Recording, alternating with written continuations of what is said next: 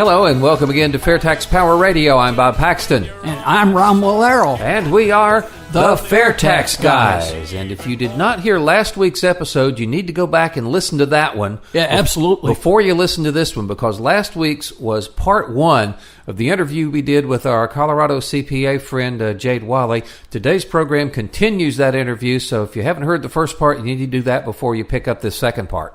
Yeah, and he provides answers to the questions in the discussion here, both from a personal and from a corporate level, and as to not only promoting the fair tax, but why people should be in favor of it, and why specifically CPAs should be in favor of it. It's very interesting. He's got a lot, and he had a lot of facts and figures there. I mean, he told me something CPA, I didn't know. He says there's a lot of gray area in the 77,000 pages of tax code. I never knew that. Imagine that. Yeah. All right, well, let's dive in and take a listen to part two of our interview with Jade Walle.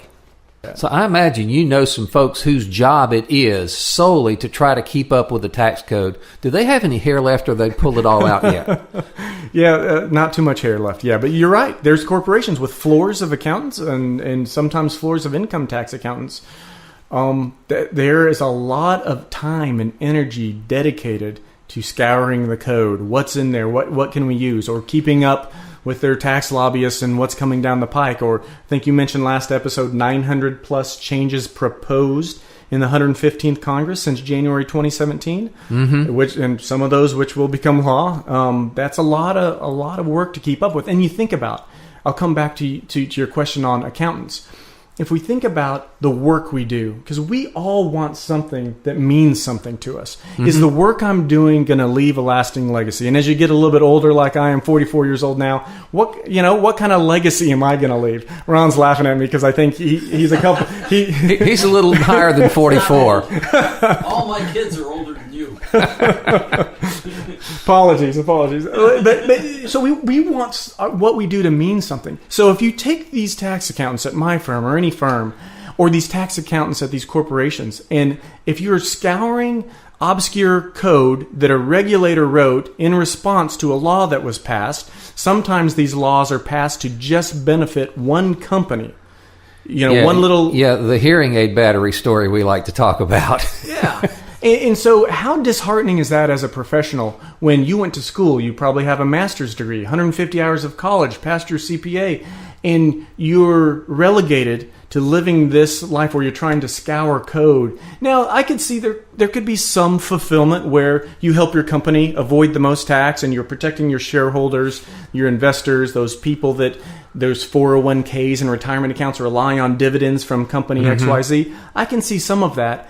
But if you think about it, it's just obscure, arbitrary rules that we investigate and we stay up late nights trying to figure out for our tax returns, either corporations or individuals. What could we do with that time if we didn't have this arbitrary code to deal with? If it was just all taken care of as we consume at the register.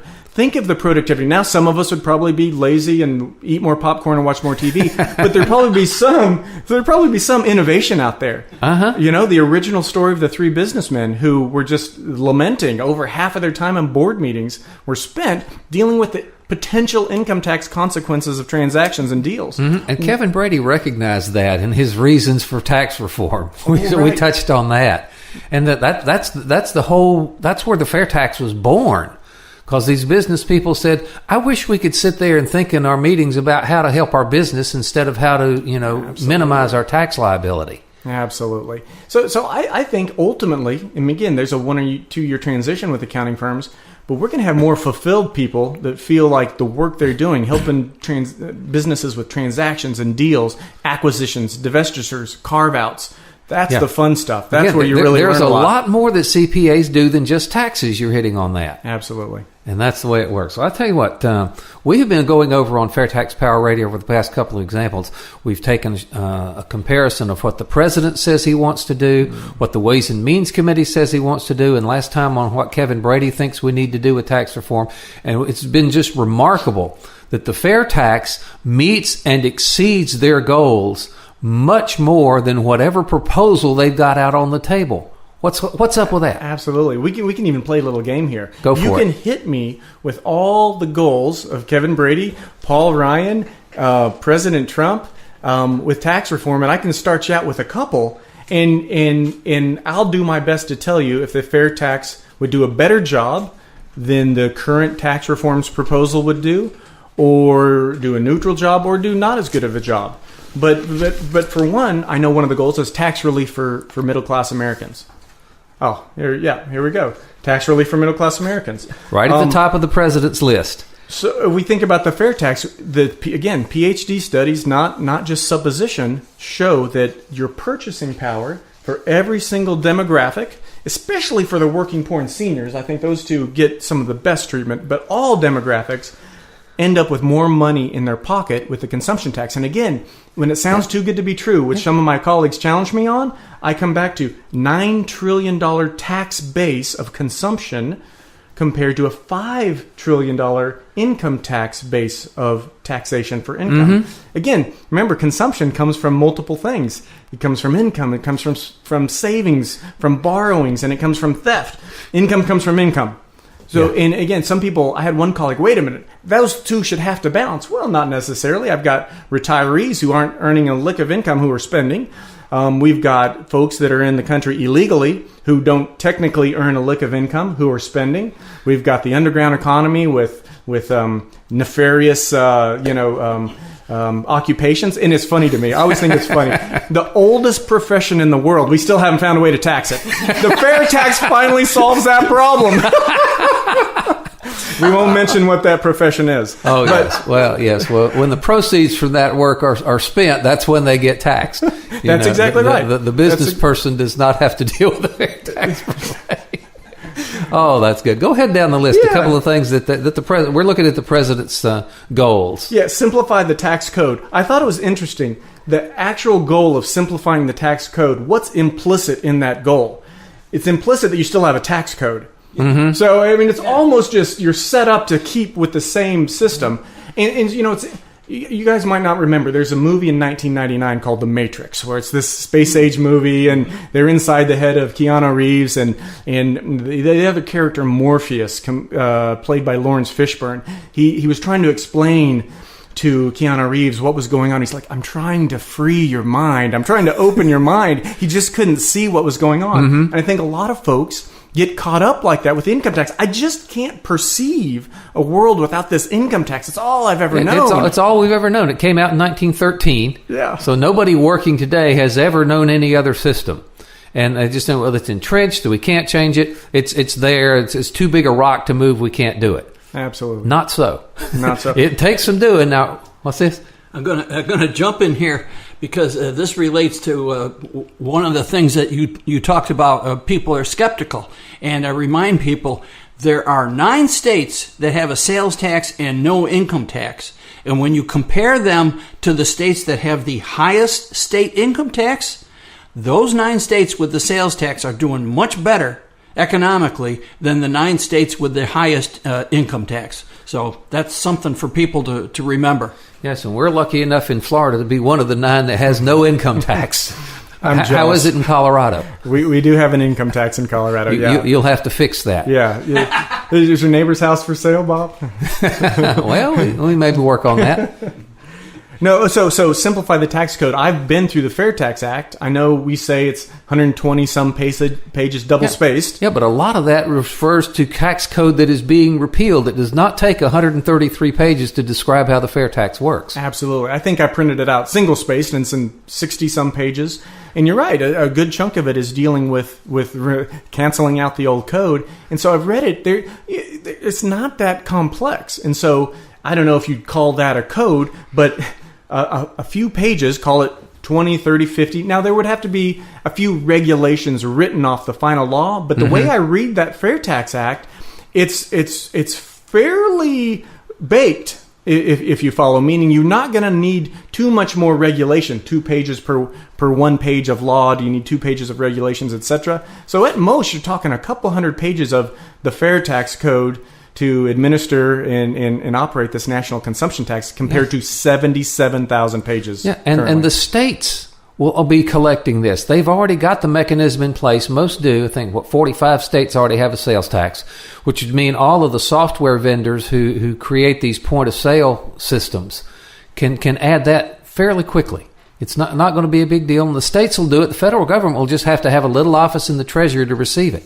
Oh, you're right. There's some interesting statistics on that when we think about the number of businesses. Because, again, those 120 million income tax filers, when we think about evasion, gone. 120 million points of potential evasion, immediately gone. And then you're left with, I don't know if it's 20 million or so businesses. But then if we think about it, there's only about, 90% or so of all businesses that are retail businesses. Guess what? Most businesses are business-to-business type sales. I sell this crane block to this crane company who builds a big, tall crane. Well, that guy who's selling the crane block to the crane company, that's business-to-business. There's no fair tax. There's no compliance. There's nothing. So then we narrow down the population. You're getting to about really less than 500,000 businesses that are going to collect the vast preponderance of national consumption tax receipts. The way I do my math, I get down to about 375,000 businesses that are going to make up 90 to 95% of all sales of goods and services. Walmarts and your big box stores and Sam's Club and things like that, and they are not going to risk not collecting it. Absolutely. So the evasion rate, talk to me about the evasion rate on a consumption tax. It's got to be pretty close to zero. Right. Now, I've heard some studies. I think some more studies are coming out soon. 2 to 3%. 2 to 3% is what I keep hearing. I think I heard a 2.8% in California maybe. But the one thing I'd be interested to know when these studies finally come out is, does that include the use tax? Because we won't have this use tax concept. A lot of us probably aren't aware of this, but elaborate on that. Say if you buy something in Florida with no sales tax, and I buy Bob from you, there's this beautiful dining room table, and I'm going to take it back to Colorado with me. And in theory, say if that was a purchase of a new item, I didn't pay Colorado sales tax on that. Well, I should pay Colorado use tax because I'm bringing it into the state and using it. It's one of the most abused state taxes I've never heard of that. Absolutely. And a lot of people don't realize it. It's probably one of those questions on TurboTax that you kind of click through really quick.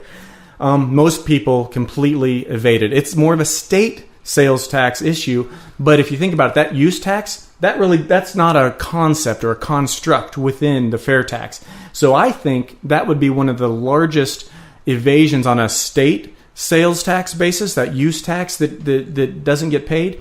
That's not going to be existent under the national federal fair tax consumption program. Yeah, and the online retailers, they're always kind of pitted against the brick and mortar stores. Well, the brick and mortar stores have to pay sales tax on everything they sell because people are walking in. But you could buy something from a mail order place in the next state, and I don't have to pay that. I bought it in Colorado, or I bought it in Wyoming, or wherever Amazon or some of these other places would be. Right. And there's a huge, the states want these big retailers to collect their sales tax, and they say, I'm not in your state. I'm not going to mess with that. Right. Fair tax fixes that. Absolutely. At least on the national level. Absolutely. And if you think about it, sometimes the millennials, I'll teach in this graduate course when I go over the fair tax, when you say internet sales will be taxed like everything else, you get some eyebrows raised all of a sudden. Mm-hmm. And then it comes back to what the fair tax authors and founders wanted was fair. No winners, no losers. So if it's the government and an enterprise fund selling a widget, or if it's Bob Paxton Incorporating selling a widget, there's no winners and losers. Everyone is gonna, if it's at the retail level, everyone. I have a bricks and mortar store, I sell over the internet. No winners and losers. I really love that about the fair tax. It's this simplicity. Because I think if we get back to, and I've probably taken you a oh, that's okay. Simplify the tax code was one of the goals of the president and the speaker. Simplify, I think, connotes fairness. No winners, losers. Right? Even-handed. All right. Does your firm deal with international corporations? Oh, absolutely. Talk to me about how the fair tax puts American business on an even playing field in the global market that's not there now. Oh, absolutely. So if we think about American companies, if we're going to build a widget here in America and we want to sell it abroad, And again, this took me a little bit of time to wrap my head around when I first started reading the FAIRtax books, but this concept of embedded taxes. And you guys touch on it brilliantly in your past episodes. But if you think about it, corporations, as they pay income tax, as they pay that FICA, Social Security, Medicare match for each one of their employees, as they buy the goods and services that have taxes already paid on those items, the buildup of embedded costs in every item that's manufactured here in America is huge. And the average, based on the studies from these, again, PhDs from Harvard, the former Dale Jorgensen, the former head of the economics department at Harvard last decade, did these PhD studies and shows that the average good has 22% of its cost buildup based on or from embedded taxes along the way. It's just another cost of doing business that gets rolled into your analysis as a business person of what I need to charge to make hopefully a little margin and a little profit at the end of the day. So now, as American companies go to sell abroad, guess what, Bob? That widget that I made, now it has 22% more cost in the buildup. Does the U.S. government refund me that 22% as I sell abroad? No, but some of your European competitors do get that refund, and they're at a huge advantage in the global market. That's exactly right. So Bob's spot on. A lot of countries will say there might be a VAT in some of those jurisdictions. They say, say I'm in Belgium, and I'm gonna export these wonderful waffles all over the world. You're gonna get your VAT back, whatever percentage, 20, 30%, Mr. Belgian Waffle Sales Company, you get it back.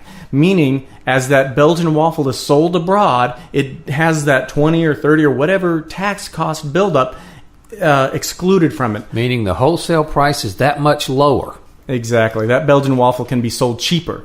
And if we build up that Belgian waffle in the United States and try to sell it and compete, now obviously we probably don't make Belgian waffles as good as Belgium does, but in that case, ours is going to have so much more cost built up, and so we can't compete. The price we have to charge because of those costs built up relative to what the Belgian company has to charge, it's not even an equal playing field. Yeah, that's what Bob Matthews, our friend who's in the global market, does this parachute thing.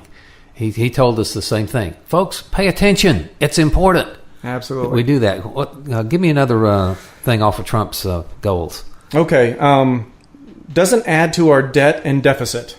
Well, check right there. The FAIRtax is by design revenue neutral. So the inclusive sales tax rates that would have to be charged on the sale of all new goods and services would be exactly revenue neutral. If we bring in $3 trillion now, we'll continue to bring in $3 trillion under the FAIRtax. Now, as you can tell, there's some debate going on with the politicians around, well, not exactly going to be revenue neutral. It depends on the assumptions. Is it a dynamic scoring, et cetera, et cetera? FAIRtax eliminates all that. Yeah, but even if you bring in fewer dollars under the FAIRtax, you were talking earlier about the explosion in the economy.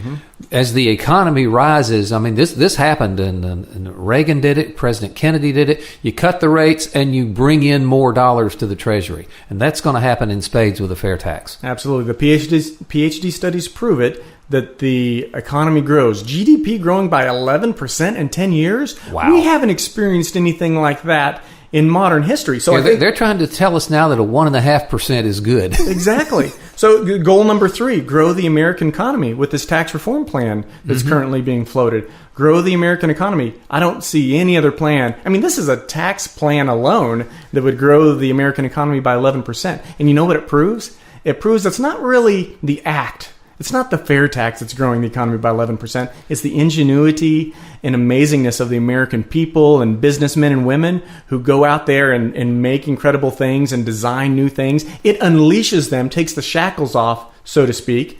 And that's what really makes the economy grow. It's America. The FAIRtax is just getting out of the way. All right, let me ask you to speculate a little bit. Suppose we get this tax reform where you can do your tax return on a postcard. How long, in your professional opinion, is it going to take that postcard to morph back into 500 pages? Right, absolutely. Now, If we can't get the FAIRtax passed, I think all of us would love that, right? But you're right. I think it would take about one congressional cycle. So let's say, when's the 116th Congress come in? January 2019? I mean, and I don't even think it would take that long. You'd at least have those proposals coming through with a lobbyist who give the campaign contributions to the congressmen and women, and then the bill would be proposed. I think you said there's 900 and something plus proposed. Last time we looked, it was like 944. 944 in just this congressional cycle since Correct. January. So I don't think it would take but a few days, but in earnest, the next congressional cycle. Yeah, well, Ron calls this what the come over here and explain to him what you call these tax proposals. I call it the Tax Lobbyist Job Security Act of 2017. Yeah, I think so. That's pretty right on, don't you think? I do think so. Now, one thing. Let's fast forward, and let's say we actually get the FAIRtax enacted. We get people to actually get involved and keep this grassroots, and it actually comes to fruition.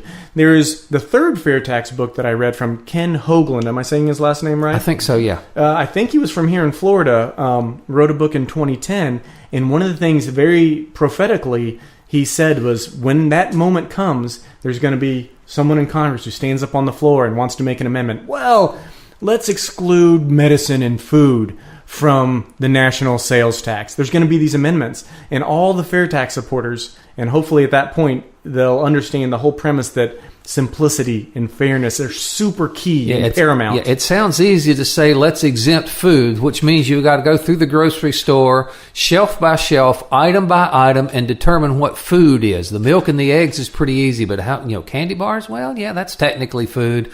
But what gets an exemption and what doesn't? And the whole simplicity thing goes out the window with that. So hopefully we can resist that idea. Absolutely. But I think if this ever comes, and I'm hopeful that it will, we've got to be almost anticipating that when it hits the floor and be ready to call our congressmen and women and senators and say, no, you're missing the whole point. This whole thing is simplicity. If we have to have lobbyists helping us define that caviar is not food and milk and eggs are food, it's the slippery slope, and you want to keep it fair. The prebate handles all of that. The food, the medicine, and the diapers for your basic consumption necessities up to the poverty level is taken care of with the prebate under the FAIRtax plan. So keep it simple, and as we all evolve this and ultimately get it into legislation, and you can tell I'm an optimist, I'm positive about this, it will happen.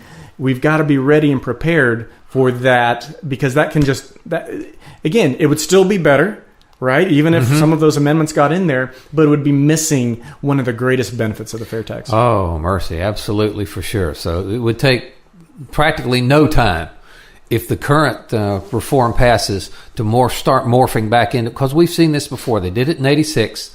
And it was rewritten, fairly collapsed. What they did in 86 is exactly what they want to do now. Collapse the tax brackets down, lower the rates, get rid of some loopholes and stuff, and it morphs right back into the 15,000-headed monster we've got now. What in the world? Absolutely. I've never understood why people think that it's going to stay in its current form. Well, Bob, we've heard this, and we've probably all heard it, and I'm going to be redundant, but we've heard about the definition of insanity, haven't we? Oh, yes. Yeah,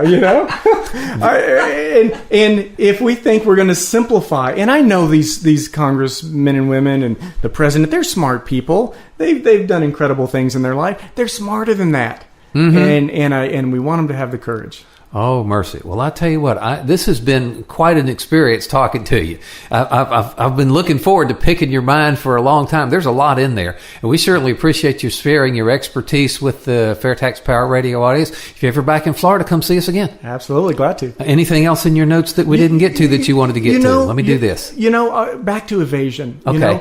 Guess what? President Abraham Lincoln, who I think a lot of folks think is one of the greatest presidents from all walks of life. He had something to say about tax evasion and some of the motivations behind tax evasion. Want to hear the quote? We all declare for liberty, but in using the same word, we do not all mean the same thing. With some, the word liberty may mean for each man to do as he pleases with the product of his labor and himself, while with others, the same word may mean for some men to do as they please to others and do as they please with the product of other men's labors. Here are two not only different but incompatible things called the same name, liberty. And it follows that each of the things is called two different and incompatible names, liberty and tyranny. So that whole aspect of just doing what you want with the code, manipulating it, doing what you want with other people's funds, good or bad or indifferent, that very much fits into what President Lincoln was saying to me in the way I read that about tyranny. All right. Well, again, we appreciate you sharing your expertise with us and hope you'll come back and see us again. Thanks, Bob. Thank you. Wow, that was fun. Yeah, that was a very great interview. articulate fella, young guy, extremely enthusiastic about the fair tax, and it was really great to see a CPA, both personally and professionally, come out so strongly in favor of the fair tax because of the common misperception that the fair tax is going to put CPAs out of business. It won't. That it's just a great idea for everybody, and I love the figures that he quoted about how much economic growth. I mean, 11% economic growth. Can you imagine what that would do? It's better than anything that's being proposed right now. And those figures were really impressed. He's done his homework. He's really studied the fair tax. He's read the legislation. And he's come up with the figures on, why this will be a good thing for CPAs. He came up with those figures. I was very impressed. I mean, I've heard, before that CPAs will like this because there's other things they need to do. But that's kind of, nebulous without quantifying it. He put some facts and figures to it and made it that much more interesting and usable. All right. So again, our thanks for him. We thought at first that he was going to fly all the way out from Colorado just to talk to us. we did find out he was already in Florida on business, but it was still nice of him to make the extra trip up from Orlando here to Ocala to talk to us. So, Mr. Walle, thank you so much. We hope our paths will cross again sometime in the future. Yeah, who knows? And we will remind folks of our email address, thefairtaxguys@gmail.com. That's how we got a hold of Mr. Walle to start with, thefairtaxguys@gmail.com. If you'd like to write us a note, if you'd like to write us a short note that's 2 pages long, that's fine too. Like us on Facebook, and we will be announcing our next Facebook Live event here before too awfully much longer as well. Yeah, and don't forget the main FAIRtax website, fairtax.org. You can find a lot of information. If you're craving more information about the fair tax, or you want to provide some information for somebody else that needs it, fairtax.org, go to the FAQs, frequently asked questions. A lot of good stuff there. And we did a whole couple of episodes on that, didn't we? Yeah.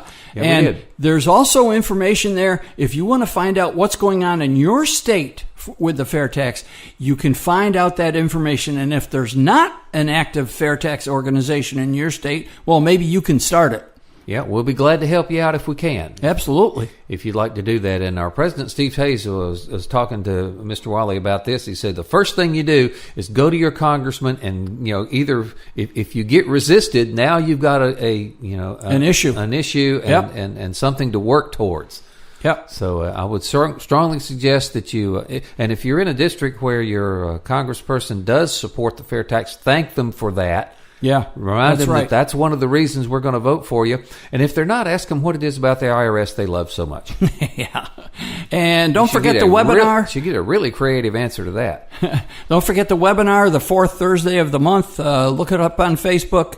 There'll be announcements about it there. And also, if you want to get involved, hopefully you would like to get involved to the degree that Mr. Walle does. BigSolution.org is where you go to make that happen. Yeah, that's kind of our activist sites where you can really help us out by giving us information, make contributions, and yes, to be totally crass about it, we do need your financial support too. This is an all-volunteer organization. Nobody gets paid a salary. Nobody in any of the state or national organizations. And we depend on your generosity to get the word out. So please help us out. All righty. So fairtax.org, bigsolution.org, and of course we got the free apps for the iPhone and the Android that you can listen to Fair Tax Power Radio. Appreciate all that, and that's going to wrap it up for this edition. Thank you so much for listening. I'm Bob Paxton. And I'm Ron Malero. Reminding you again that the fair tax is America's big solution, and once you understand it, you'll demand it. Fair tax is coming. Don't stand in the way. Fair tax is coming. 'Cause the